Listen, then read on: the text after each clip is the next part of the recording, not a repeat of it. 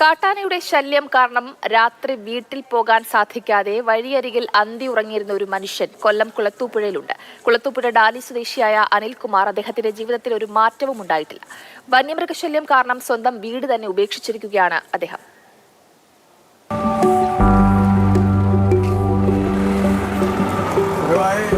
വീട്ടിലും ഭാര്യയായി പൊക്കോണ്ടിരുന്ന ആളാണ്. പക്ഷെ ഇപ്പം ഭാര്യ വരുന്നില്ല. പുള്ളി വന്നിട്ട് കച്ചവട നടത്തിയിട്ട് ഇവിടെ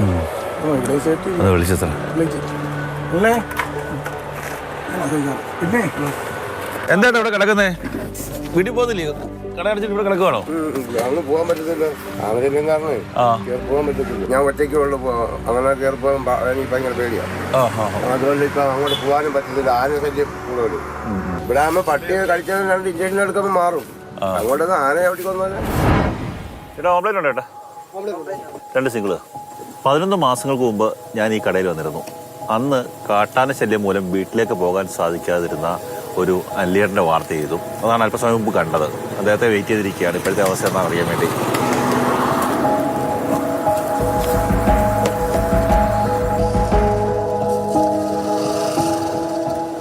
നമസ്കാരം. ചേട്ടനെ തപ്പി വന്നപ്പോഴാണ് ഇവിടെ ആള് മാറി വേറെ 2 ചേട്ടന്മാരാണ്. ഞാനത് ഇരിക്കും കൊടുത്തായിരുന്നു. എന്താ അവസ്ഥ? പണ്ട് നേരത്തെ രാത്രിയിൽ മൊത്തം ഇവിടെ ആയിരുന്നല്ലോ കിടപ്പ്. അത് അന്ന് നമുക്ക് അവിടെ പോക്ക് നടക്കൂല. ഇപ്പൊ അതുപോലെ ഇപ്പോഴും ഭയങ്കര ബുദ്ധിമുട്ടാ. അവിടുന്ന് വീട്ടിൽ പോന്നോ?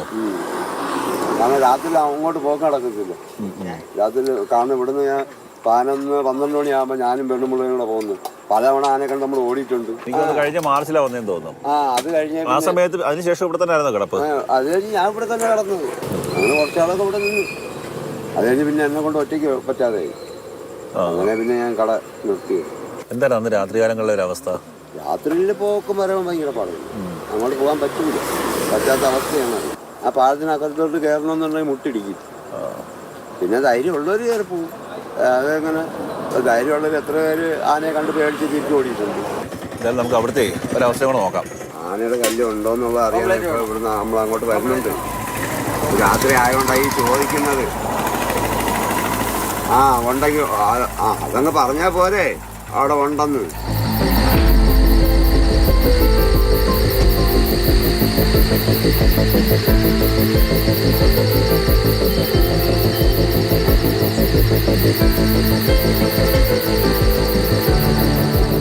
അല്ലേട്ടാ, സാധാരണ എത്ര മണിക്ക് കട അടയ്ക്കും? 12 മണിയോളം ആവും. അതായത് നമ്മൾ ഈ വരുന്ന സമയമായി. ഈ സമയം എത്രത്തോളം പോകാൻ പറ്റുമെന്ന് അറിയില്ല. പറ്റുന്നിടത്തോളം പോവാം. അതായത് നമ്മൾ ഈ പോകുമ്പോൾ ഈ പാലത്തിന് അക്കരെ ആന നിൽക്കും. സൂക്ഷിച്ചോണ്ടേ ഷാനസ. കാരണം നമ്മൾ പാലത്തിന് അക്കരെ കയറുന്നതിന് മുമ്പാണ് ഇത് കിട്ടുവാണെന്ന് നമുക്ക് തിരിച്ചു പോകാം. ഇല്ലെങ്കിൽ പോക്ക് നടക്കും. അങ്ങനെ അവിടെ വണ്ടി വെച്ചിട്ട് അവിടെ നിന്ന് കുറച്ച് കഴിഞ്ഞാൽ ഭയങ്കര സൗണ്ട്. അങ്ങനെ എൻ്റെ അടുത്ത് ഈ പെണ്ണെന്ന് പറഞ്ഞാൽ അണ്ണാ ലൈറ്റ് അടിച്ചൊന്ന് നോക്കുന്ന നമ്മളെ ഒരു ടോർച്ച് ഇരിപ്പുണ്ട്. അതാണ്ട് ഇതിൻ്റെ അടിയിൽ നിൽക്കുക ആന. ഈ പറയ കൂടെ നമ്മളിറങ്ങി നടന്ന തെഞ്ഞടിച്ച് വീഴും. ഇതിലേ കൂടെ ഇറങ്ങിയതാ ഇവിടെ ഇതിലേ കൂടെ ആനതോ ആ പാറ കൂടെ കയറി തോന്നില്ല. അവിടെ പോയി നിന്നു. അതിലേ കൂടെ ആ കുഴിയുണ്ടല്ലോ, അവിടെ കുഴിയൊന്നുമില്ല. അവിടെ ഇറങ്ങി നിൽക്കുമായിരുന്നു. അങ്ങനെ പിന്നെ മരുമൻ വന്നാൽ അവനും കൂടെ വന്നാണ് പിന്നെ നമ്മൾ കയറുന്നത്.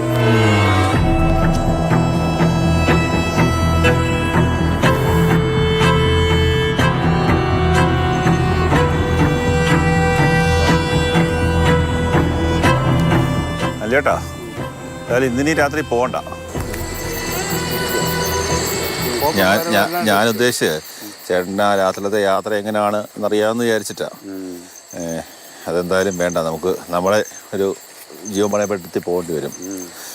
അതായത് കഴിഞ്ഞ 11 മാസങ്ങൾക്ക് മുമ്പാണ് ഞാനിവിടെ എത്തി അനിലേട്ടൻ്റെ ഒരു ജീവിതകഥ പ്രേക്ഷകർക്ക് മുന്നിൽ എത്തിച്ചത്. 11 മാസം മുമ്പ് എങ്ങനെയായിരുന്നു അതിന് സമാനമായ രീതി തന്നെയാണ് ഈ മനുഷ്യൻ ജീവിക്കുന്നത്.